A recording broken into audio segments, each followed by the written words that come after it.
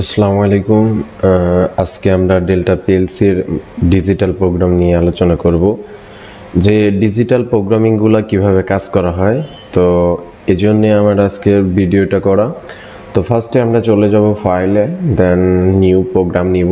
তো এইখানে একটা টাইটেল আসছে, প্রোগ্রামের নাম, মডেল টাইপ এটা হচ্ছে আমাদের পিএলসি বা ভিএফডির সাথে যদি আমরা করতে চাই ভিএফডিও দিতে পারবো।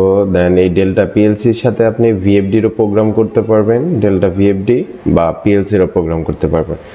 তো অ্যাটলিস্ট হচ্ছে আমরা ডেল্টা পিএলসির প্রোগ্রাম করব, এই জন্যে ডেল্টা পিএলসি দিলাম। আর সিলেকশন হচ্ছে কমিউনিকেশন, যেই আমরা যেই সিপিইউটার মাধ্যমে প্রোগ্রামগুলো করব সেই সিপিইউটা আমরা এখানে দিয়ে দিব। তো যে সিপিইউ আমাদের কাছে থাকবে সেটা দিয়ে দিব। আমি নিচ্ছি SS2। তো এটা নিয়ে করার পরে ওকে করে দিলাম। দেন এখন দেখবেন যে একটা স্ট্যাটাস বার আসবে। দেন আমরা এইখানে যেহেতু ল্যাডার প্রোগ্রামের মাধ্যমে প্রোগ্রামগুলো করব, তো এই জন্য হচ্ছে ল্যাডার ডায়াগ্রাম মোডটারে ওকে করে দেব, বড় করে দিব। ওকে, ফার্স্টে আমরা কি করব, এইখান থেকে অনেক ডিভাইস আছে, এখানে অনেক কমিউনিকেশনের নাম আছে। দেন programming make contact, break contact, filling it, rising it trigger switch, filling it trigger switch বা positive trigger switch, negative trigger switch বলতে পারেন। আর অনেকগুলো অপশন আছে, আমরা A to Z একটা একটা করে আমরা দেখব স্টেপ বাই স্টেপ। ওকে, ফার্স্টে আমরা কি নিব, একটা মেক কন্টাক্ট নিব। মেক কন্টাক্ট আপনি এইখান থেকেও নিতে পারেন, আবার ব্রেক কন্টাক্ট এইখান থেকেও নিতে পারেন। অ্যাটলিস্ট আপনি যদি চান তাহলে টাইপিং করে নিতে পারেন। টাইপিং করে যদি নিয়ে নেন তাহলে আপনার কিবোর্ডে LD স্পেস X0 দিয়ে দিলেই আপনার মেক কন্টাক্ট চলে আসবে। তারপরে LDI X1 দিলে আপনার ব্রেক কন্টাক্টটা চলে আসবে। এখন আমি যদি একটা মেমোরি নিতে চাই তাহলে কি নিব, আউট M0, তাহলে আমার একটা মেমোরি চলে আসবে। এখন আমি এইখানে যদি মেমোরিটা দেই, মেমোরির সাথে এটা যদি ল্যাচিং করে দেই, তাহলে কিন্তু আমাদের প্রোগ্রামটা অনেকটাই হয়ে যাবে। দেন এখন আমি কি দিব, ORM0, এটাতে যদি আমি ওকে করে দেই তাহলে কি হবে দেখেন, এখানে কিন্তু ল্যাচিং হয়ে গেছে। এখন যদি আপনারা চান যে টির সাথে এটারে ল্যাচিং করবেন তাও করতে পারবেন। আবার যদি চান যে Y0 সাপেক্ষে ল্যাচিং করবেন, যেটার সাথেই ল্যাচিং করেন আপনাদের শুধুমাত্র অর দিতে হবে। অ্যাটলিস্ট এটা হচ্ছে আপনার ল্যাচিং হয়ে যাবে। সো এখন আমরা দিব যে আমরা একটা টাইমার নিব। তো টাইমার নিতে হলে কিভাবে নিতে হবে সেটা আমরা দেখব। তো টাইমার নিতে হলে ফার্স্ট আপনার নিতে হবে TMR স্পেস T0K50। এখন হচ্ছে এই যে T0টা আমরা নিছি, এটা হচ্ছে 100 ms এর একটা টাইমার। তো K50 নিলে আমাদের কি হবে, 5 সেকেন্ড হবে। এটারে ওকে করে দিলাম। দেখেন আমাদের এইখানে টাইমারটা চলে আসছে। এখন যদি আমি টাইমারের যদি একটা মেক কন্টাক্ট নিতে চাই তাহলে কি নিতে হবে, LD T0 নিলাম। এর সাপেক্ষে কি নিতে হবে, আমাদের একটা আউটপুট নিতে হবে। তাহলে আউট স্পেস Y0, এখানে আমাদের একটা আউটপুট চলে আসছে অলরেডি। এখন যদি আমরা এই আউটপুটের সাপেক্ষে যে কোনো লোডকে অন করতে চাই, আমরা স্টেপ বাই স্টেপ নিতে পারবো, সমস্যা নেই।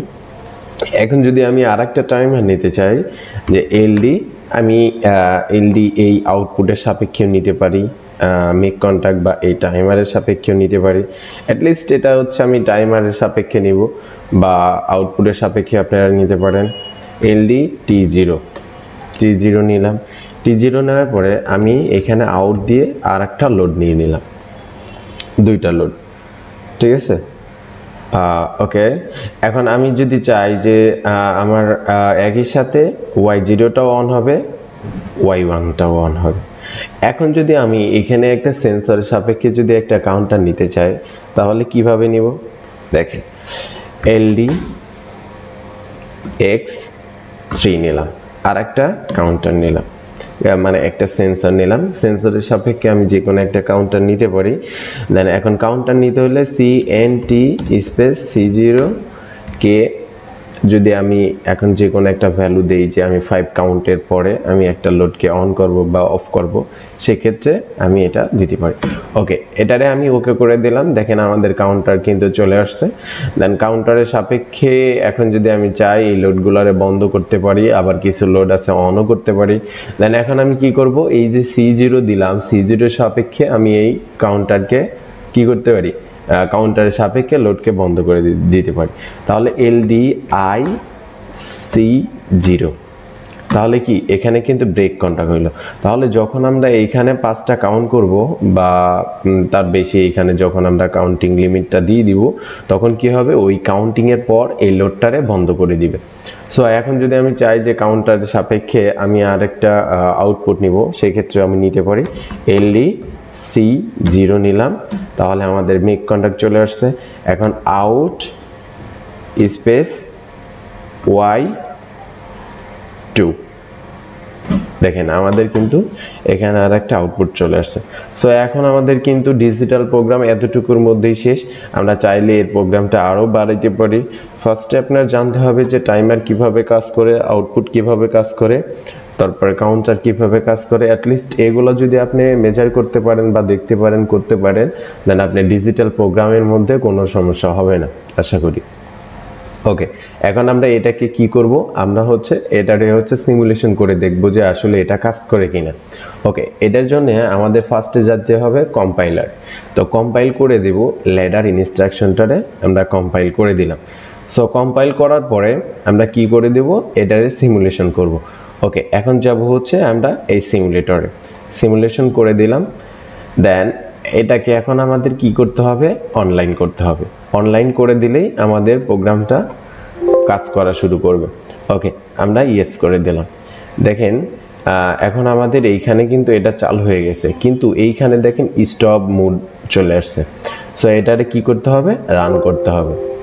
রান করে দিলাম। দেন এখন কি রান হয়ে গেছে।